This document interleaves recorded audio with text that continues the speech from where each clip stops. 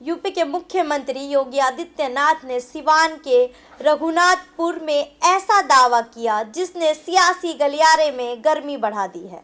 उन्होंने कहा, पिछले 8.5 साल में यूपी में एक भी दंगा नहीं हुआ और जो भड़काने की कोशिश करता है उसकी प्रॉपर्टी जब्त कर गरीबों के घर बना दिए जाते हैं। और इतना ही नहीं, सिवान के मंच से योगी ने बिहार में आरजेडी और कांग्रेस को लपेटते हुए सियासी पारे को गर्म कर दिया है। अब सवाल खड़े होते हैं कि ये सिर्फ बयानबाजी, कानून व्यवस्था की कहानी है या कोई चुनावी रणनीति। जानने के लिए देखते रहिए हमारी पूरी वीडियो। नमस्कार, मैं स्वाति झा स्वागत करती हूँ आप सभी का भारत कॉरिडोर्स में।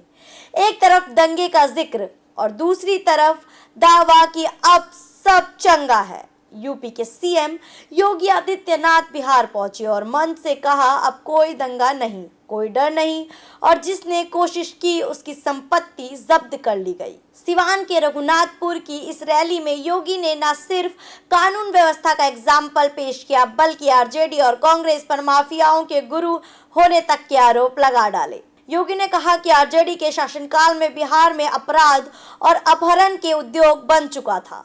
उन्होंने आरोप लगाया कि एक ही परिवार, उसके नातेदार और रिश्तेदार पूरे बिहार को रौंदने का काम कर रहे थे। योगी ने तंज कसते हुए कहा कि चारा तक हजम कर लिया, यानी बात हुई है चारे घोटाले की, और बिहार के नौजवानों के सामने भीषण संकट खड़ा कर दिया गया। साथ ही मुख्यमंत्री ने कहा कि अगर आरजेडी और कांग्रेस सत्ता में लौटे तो गरीबों का राशन बंद कर हजम कर जाएंगे।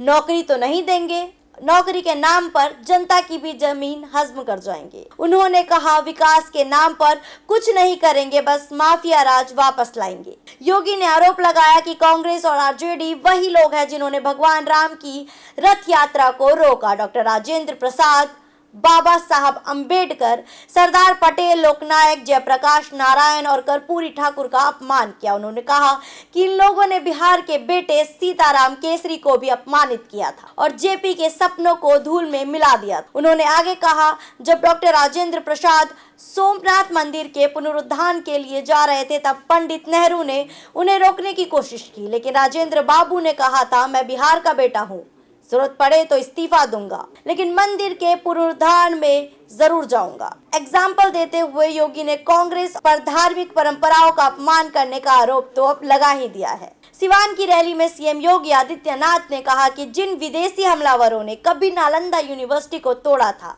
उनके जैसे लोग आज भी राजनीतिक इस्लाम के नाम पर विकास के रास्ते में रोड़ा बन रहे हैं और सिर्फ अपना फायदा देख रहे हैं। योगी ने कांग्रेस पर निशाना साधते हुए कहा कि कांग्रेस अंग्रेजों के वारिस की तरह काम करती है, जिसने बिहार के विकास को रोक दिया है और जो बचा कुचा नुकसान था वो आरजेडी ने पूरा कर दिया। कुल मिलाकर योगी का संदेश साफ था, एनडीए विकास की बात करता है जबकि आरजेडी और कांग्रेस ने बिहार को पीछे धकेलने का काम किया।